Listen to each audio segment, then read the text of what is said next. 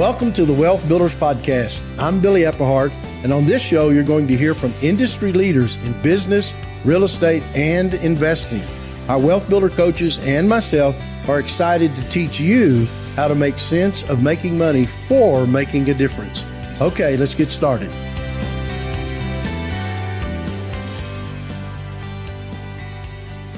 Hello and welcome to today's Wealth Builders Podcast. I'm Karen Conrad Metcalf, and I am so grateful that you are all tuning in. And what a fun time of year, just getting into the holiday season, just a reminder of all that we are grateful for. And I am very grateful for these guys that are on the podcast with me today. So you're going to have so much fun with this group today. We're going to be talking about hey, is the holiday season a good time to buy real estate? So I have got Frank Pulley on today. Frank, if you want to give everybody a quick hello. Everybody, thank you for joining us today. Pastor Mike Davis. Hello from Pueblo, Colorado. Glad to be here, Karen. And Troy Peterson. Hey, everybody. Great to be here. Hello from warm and sunny Florida. Yeah, we're from all over. I'm in Texas today.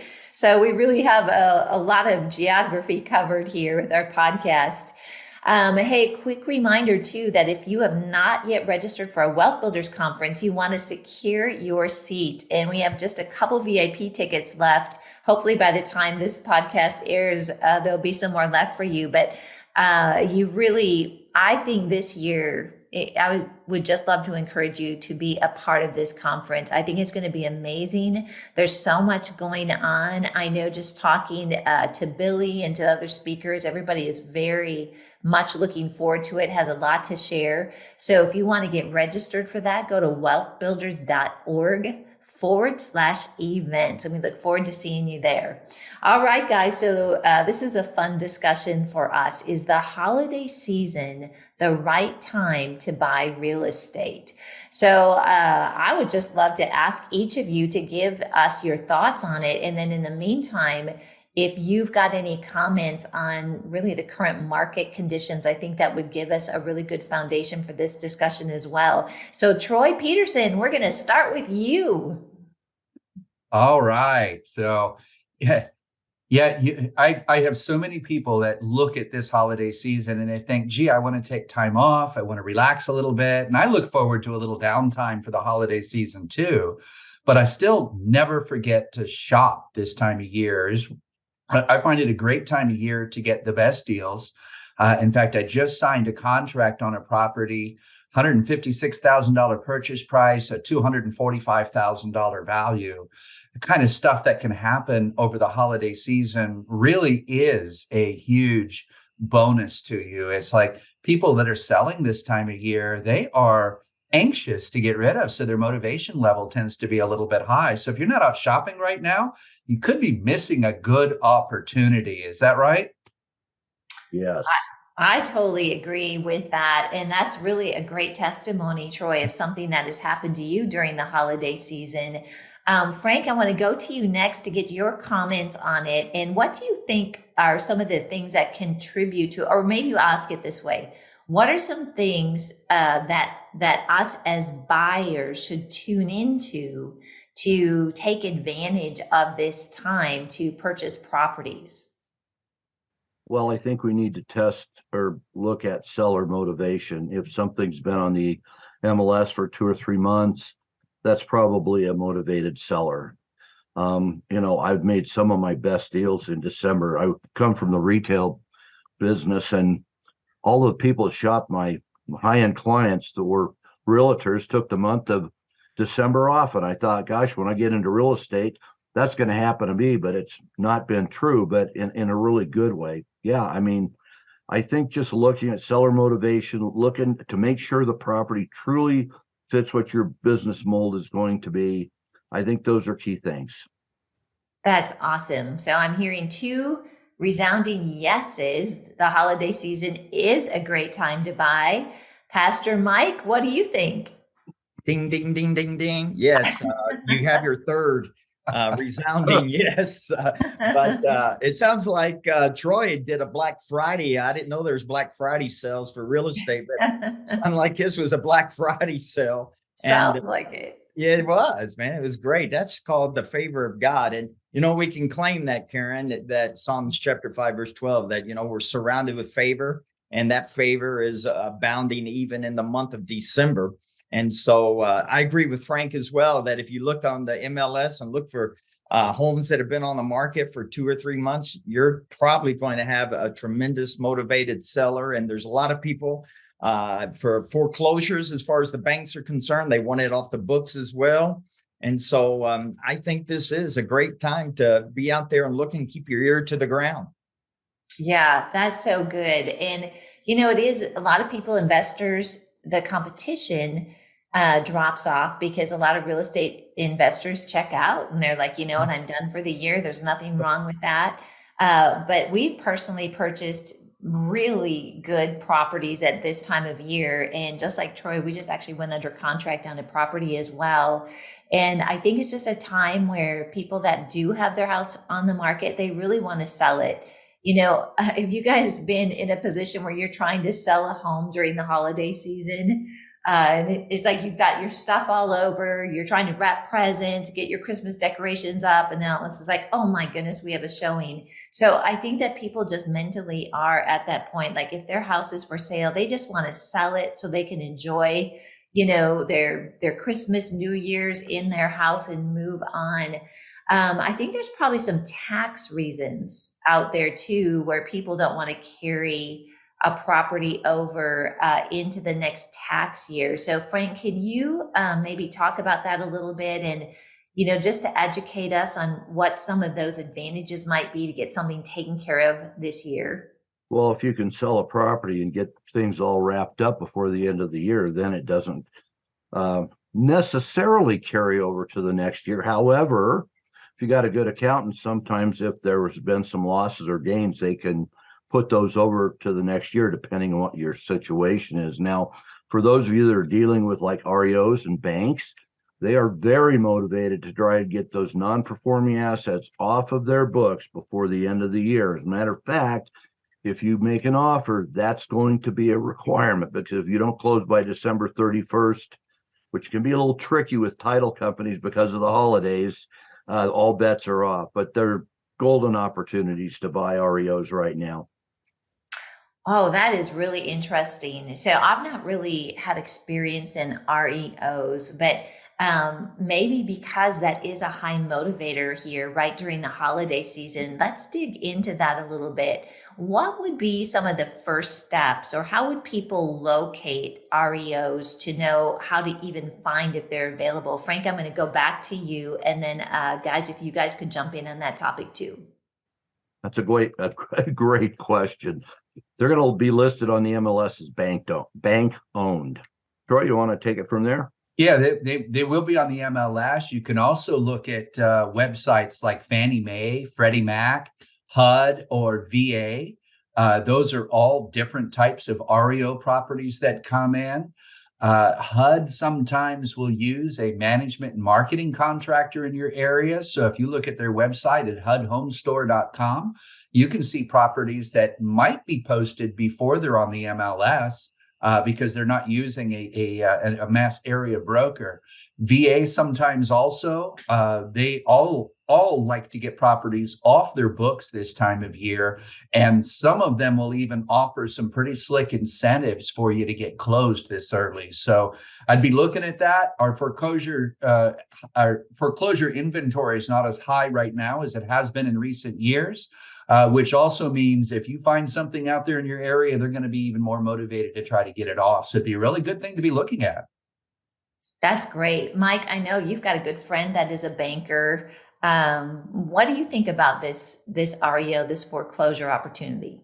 Yeah, he's actually one of my close friends, and he's a bank president. And he says that, a lot of people think that the bank wants to repossess their property and everything. He says that's the last thing we want to do. We will try to do everything to make sure that we keep this off the books, because he said the banking industry is the banking industry. They are not in the real estate market, and they don't want to be. And so they will do just about everything possible. And if they do have a real estate property on their books, they will do just about anything and everything to get it off their books. And so also there's a realtor, I should say, in Pueblo, that it just seems like he gets a lot of the REOs funneled to him. And so if you have a smaller community like Pueblo, you can find somebody like that and go to him and say, hey, when you get something, that's my very first property came from him, from a bank-owned property. And so that was my very first one. And I got it really, really cheap. He even, helped coach me into it because it was listed at $50,000. This is in 2014. And so he says, well, Mike, it's listed at 50 and it's an out-of-state bank that owns this. And so I said, well, I'd like to really get that for, 45. He says, well, don't offer it for 45. He says, I'll just tell you, he says, why don't you offer 42? And I'll go when they contact me, I'll let them know that, hey, I think we can sell this for 45 and get it off your books. I got that property for $45,000. So, oh my goodness, that's amazing. And too, many of you know I was in banking for a long time, and I had the opportunity to be in banking during the 2008 to 2011, 2012 situation, and we did a lot of mortgages, and so I actually sat in front of our examiners and had firsthand knowledge of what that is like to kind of walk through. And one thing too, we might say, hey, I can't get it closed this tight. It's almost the end of the year. But a lot of times just getting it under contract is very helpful as well. While it might not be completely off the books, if there's an examination or there's questions about it, they're able to show like, hey, we've got this under contract and it's moving off. So I just don't want to discourage any of you that are saying that I can't get the money together that fast. If you get under contract, that usually helps people to know, like, I've got it sold, and will help them in the foreclosure situation as well. From just another perspective here, let's just say from a seller perspective, let's say someone wants to sell their home. How can they position themselves to attract the buyer that is ready to come in and move? Is there any incentive for people to maybe spend some of the money, get an expense going that had previous capital gains or sold a property and has a lot of money sitting there? Frank, what do you think about that? Well, I mean, you can tie up money, and if you can sell the property, you can get that money back. Maybe not as much as you wanted to, but you can get it back, and there you can actually use it for investing things. But just practical things. If you're going to sell during the winter months, keep the snow off of the driveway and the walks. That's especially important in Florida. And make sure that you keep the lights and the power on. I mean, nothing's worse than, even as an investor, walking into a cold, dark house. It just doesn't take, it just doesn't set a good tone. If you're going to if it's for kind of a retail sale, then make sure you stage it and you put holiday decorations, but kind of some non-denominational stuff. Some I don't know, just some regular wreaths and things like that kind of, set a tone, and, make sure the place smells good. Make sure that you have, like shoe covers and stuff if you're in a snowy area like Mike and I are, and, so people can cover their shoes. But, I have sold homes during the winter months. I didn't like to, but sometimes that's just the way God ordained it, and we were fine with doing that. That's great. Is there anything, I'll go to Troy next, is there anything that people could maybe put in their MLS description to kind of draw buyers to their property if they're in the position to want to get it sold by the end of the year? Oh, absolutely. I think we could take a clue from what the builders are doing right now and offer an incentive, say that we'll give a couple of percentage points toward buy down for the buyer to get a better interest rate. That right there would make your property more appealing to buyers right now in this high interest rate environment. So offering incentives like that, I've seen pick out your flooring with a flooring incentive. The buy down is the big thing. But if you offer some kind of incentive this time of year, you're going to do more to attract a buyer quicker and make yourself stand out from the competition. Yeah. Wow, that's so good.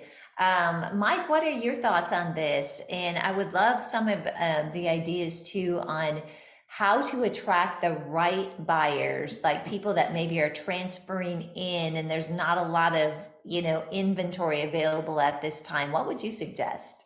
First of all, I want to start off. It's December and it's going to be 73 degrees in Pueblo, Colorado, just for you Florida people. So that's pretty awesome. Isn't that right, Frank? Yes, it is. 68 here today in Denver. Yeah. Wow. But only 66 here today in Florida. So you guys are warmer than us. Wow. Yeah. Start shoveling that snow. I'm not saying that God loves Colorado more than Florida, but anyway, I digress. But I know that that's a little bit of a reach, Mike. I can stretch that far, Troy. But anyway, we got to reel you guys back in now. Come on. Okay. Sorry. But anyway, I think, like what the Lord has just opened up a door for us in the short-term rentals, and that doing the short-term rental for the steel mill, we've really tapped into that, and God has blessed that. But I think there's things like that no matter where you live. And I believe God has opened doors for us. And, Karen, I've been confessing for probably over a year now that God is using me and my family, my church, for supernatural doors to be open. And I believe this is one of them. But in the natural, Karen, I'll revert back to you, what you did in the Dallas region. And that is, I remember you saying this, and I told my wife this, that when you put your house up for sale, you went to houses that were not selling to see what they look like. And you went to houses that were selling to see what they were doing different. Yeah. And I think that is tremendous knowledge to know. And so if you know that it just seems like, these kind of countertops, this kind of kitchen, et cetera, and all of your fluff stuff and all your staging, you see what sells quickly on that. Well, guess what? That's what you can take and make your house look like that. And it's common sense, but I believe, that God just opens up our eyes to say, this is what's working. And so if that's working and these houses selling and these are not selling, what's the common denominator of those that are not selling? Well, let's make sure that we don't do that. And so if you're wanting to sell a house in December, man, I tell you what, look and see what's flying off the market. Oh, that's so good. That's such great tips. I love that we're kind of talking about the buy side, which we know is a great opportunity, and the sell side.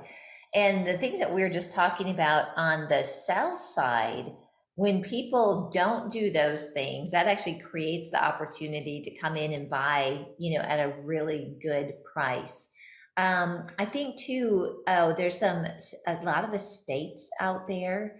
And is there an advantage with an estate to get the house under contract by the end of the tax year, Frank? I guess it depends on who the estate belongs to. It certainly won't hurt. I'll just put it that way. Yeah. Mike may have something else to add, but yeah, that doesn't hurt for sure. Yeah, with an estate, the heirs are usually anxious to sell regardless of what time of year. Yeah. It may be a tax benefit for them to close out by the end of the year, but it really depends on the size of the estate and how they're impacted by inheritance taxes, if at all. If they're not, then the heirs want money in their pocket yesterday. So the sooner you can close on that, the better deal you can probably get. Yeah. Yeah, I agree. I had a friend that his parents were fairly wealthy, and that's the bottom line. All of the siblings, they wanted it done yesterday. So that might be something for people to really look for, have your real estate agent look for, is properties that are being held in an estate. It's not difficult to find those. You can research it and find that out pretty quickly. And if you're in a winter climate like Frank and Mike are, a lot of times people don't want to hold that property and have the responsibility of the snow removal, of the risk of freezing pipes, right? of the high utility bills, things like that. And so I think going into that cold season, if people can avoid that, it's actually worth quite a bit of money to them in those conditions. Well, you guys, this has been really helpful. And those of you that are listening to this, hopefully you're, encouraged and motivated to, and it goes into January too. It's just a slower time. So if you're buying during these times, during this holiday season, even into the winter, you're going to have some opportunities. But now I want to change it over a little bit just to encourage people just from our hearts. We are excited all about, really sharing this family with all of you that are our Wealth Builders family. We really consider you that. Billy and Becky, just love and appreciate you so much. And as we reflect on the holiday season, you're some of the people we are most grateful for. And so we just want to thank you for being a part of our family with Wealth Builders. And I've asked the guys to just share a little bit from their heart with you on the holiday season. And so, Troy, I'm going to start with you on that one. Yeah, I just really want to wish everybody the happiest of holiday season. This is really a time for me to really reflect and enjoy family. And as part of Wealth Builders, you are my family. I've not connected with people like I've connected with all of you with Wealth Builders.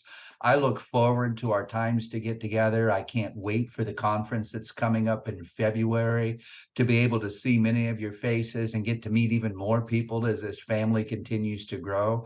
That's what this holiday season's about. It's about celebrating family. We could talk all day long about going to get a deal. Is it a good deal? Is it a bad deal? It really doesn't matter if you do the best deal in the world and you come home and you can't celebrate it with your family. So take time, slow down, celebrate your family, and celebrate all the goodness that God has for you. And be ready in 2024 to do, and I'm going to quote the words of Jesus from the Message Bible in Matthew 9, where Jesus told a couple of blind guys, become what you believe. And in 2024, I really want to wish on you the best blessings that you can become what you believe, and that I know you believe already that you can do everything that God has given you to do. That's awesome, Troy. Thank you so much. Frank. We all get, even as Christians, we get so tied up in the hustle and bustle of Christmas that sometimes even as Christians, we kind of minimize what the true meaning of Christmas is. And I ask you to, reflect on it a couple of times a day. And one of the things I do in the morning is, I read some scripture in the morning. And I also thank God for the things I have. And Wealth Builders, my coaching students, our coaching students, my coaching family, those are things I'm enormously grateful for. And you've got to remember, if you start adding up the things that you have versus the things you don't have, you're going to come up with this huge list of stuff to be grateful for. The other thing I just want to say is, remember the reason for the season. And if this is a great time of year, if you've got a family member or a friend that you're kind of in the outs with, what a great time of year to try and make that right. And ask God to help you do that. That's good. That's awesome, Frank. Thank you. Pastor Mike. Amen. Well, I know that during this time of the year, there's a lot of giving, there's a lot of generosity. And I've always just thought that, I never want my giving to be a works mentality. Yeah. I give because, this is why the Bible says I need to give. So it needs to be some heartstrings attached to my giving. And when it comes to Wealth Builders, Karen, I just believe that this is the time of year people need to reflect on that as well. And I pray that they do give towards Wealth Builders so that this organization can grow and become a huge blessing because it's far greater than what we have or what we can do by ourselves, Karen. This is the great thing about Billy and Becky. Their vision is to touch the world. I mean, at first it was just the people in Denver, and it's just grown to the state of Colorado from coast to coast. And now their vision is to touch the world. And to do that, I mean, I'm a pastor, and I know it does take money. And so generosity is something that has been deposited on each and every believer. Being generous is what God is all about. For God so loved the world that he gave. And so not trying to preach here about anything, but just be open and let those heartstrings reach out and be generous. Wow, that's so awesome, Mike. Thank you so much. And I think many of you know, but some of you may not know that Wealth Builders actually has a 501c3, a nonprofit arm where we invest a lot in getting free content to all over the world. And we recently launched Wealth Builders Africa. Matter of fact, we're going to be going there in August for an event. We had our first event last year. So if you do see Wealth Builders as an opportunity, if Wealth Builders has been a blessing to you, we would invite you to sow into Wealth Builders with your end of year giving or become a partner with Wealth Builders. And you can go to wealthbuilders.org, click on donate, and I assure you that that money will be used to help people not only bring transformation in their own lives, but in that bring transformation to their communities, to neighborhoods and nations. And you can all be a part of that. So I really appreciate your consideration. And I'll just leave you with this. As we approach the holiday season and Christmas, one of the things that I really love to think about is the example of Mary.